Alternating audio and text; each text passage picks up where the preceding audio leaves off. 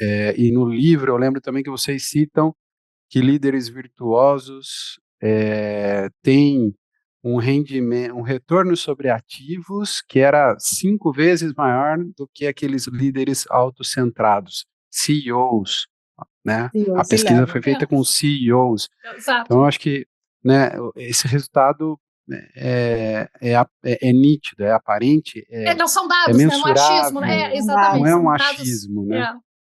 Porque no final você lidera pelo exemplo, pela paixão, né? E se você convence as pessoas pela paixão, você fala de alguma coisa, você está vendendo um sonho para aquela pessoa, né? É o propósito de novo. Se tem um A gente sentido, cai de novo no se propósito. tem algo maior que não seja apenas o financeiro, né? Porque como você falou assim, como que a gente faz da questão e como ficam os acionistas nessa história? Os acionistas só se pensam no retorno financeiro. Se as empresas só se preocupam com os acionistas, o meio vai justificar, os fins vão justificar os meios, né? Vai só buscar esse retorno financeiro. Mas o que está se mostrando é que fazendo esses movimentos, pensando numa sociedade, em stakeholders como todo o ambiente, pessoas, esse retorno ele é infinitamente maior do que empresas que não fazem isso, né? E para empresas terem esse movimento, se não for por meio de uma liderança humanizada, isso não vai acontecer.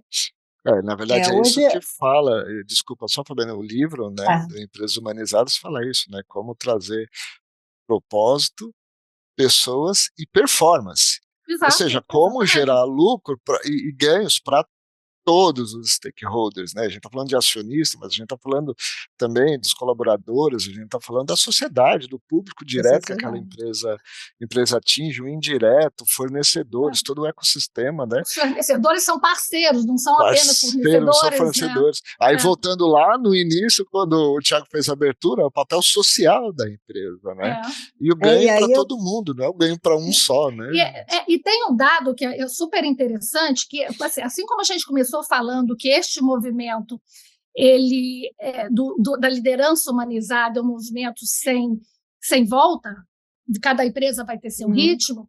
Tem o Bank of America fez uma pesquisa em 2022, que nos Estados Unidos esse dado, tá? Que 33 trilhões da fortuna americana vai passar para outra geração. E essa geração é uma geração que valoriza muito mais empresas que têm um impacto social, que não valorizam mais essa gestão econômica tradicional, ou seja, são novas empresas, é o novo dinheiro que valoriza este movimento da economia da empresa humanizada, né? Então, por bem ou por mal, esse movimento vai ter acontecer. Que acontecer. Na NRF agora, a gente tem o pessoal do varejo, né? Tá, a NRF é uma feira do varejo, né? E a gente tem feito agora vários eventos de pós-NRF, e assim, dentro da parte de ESG, meio ambiente, hoje o que se considera é como se uma das cadeiras do board se chamasse meio ambiente. É um stakeholder, né? Tipo, ele está sentado ali, né? E como ele votaria cada projeto, né? Então, veja a força disso, né? Aquela pessoa, né? Aquele executivo, ele está ali representando o meio ambiente, ele é essa voz. Então, eu ouço isso assim, né?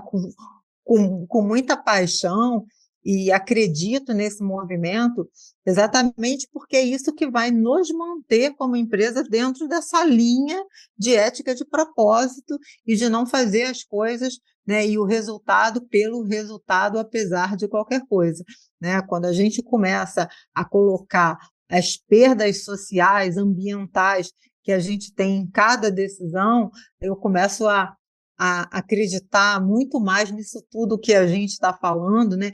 E começa a fazer cada vez mais sentido essa liderança que a gente estudou, que a gente, né, defende, que a gente tenta aplicar no nosso dia a dia.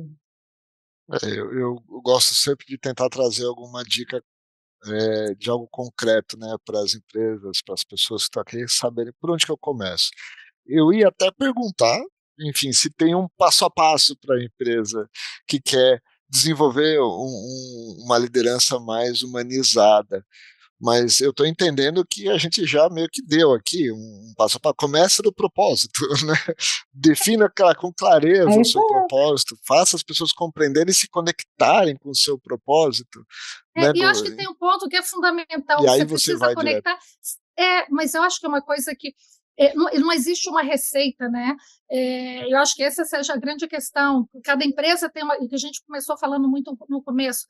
Cultura é a base de tudo. Então, tem empresas que a cultura vai permitir um movimento muito mais acelerado, conectar com o propósito, né? E vão ter ações que vão trazer este novo propósito e ações que vão trazer um ritmo muito mais imediato de seguir essas ações, né? Eu acho que essa definição do propósito associado à cultura e valores, eu acho que esse triângulo ele é perfeito para você trazer as estratégias para poder chegar nesse lugar tão desejado. Vai servir de referência para um plano de liderança, porque eu vejo muitas empresas grandes, né, criarem lá, junto com o seu RH, um programa de liderança, né, de desenvolvimento de liderança, algo que acaba sendo bem tático, mas sem muita referência do resto, né? E desconecta, vira uma formação, mas que não desconecta com a realidade. Vira uma formação genérica, dentro, né? E fica uma formação genérica, assim, nada, não pode ser genérica. Quando você faz um trabalho desse, ele precisa ser específico, ele não pode ser genérico. Bom, eu vou aproveitar que a gente está falando de propósito, e a Patrícia já comentou também aqui sobre capitalismo consciente, e fazer o nosso merchan. E a gente falou com o Hugo Betlin sobre propósito de empresas e agenda ESG no episódio 41. Quem tiver interesse em saber um pouco mais, vê e busque a gente aí nos tocadores ou no YouTube.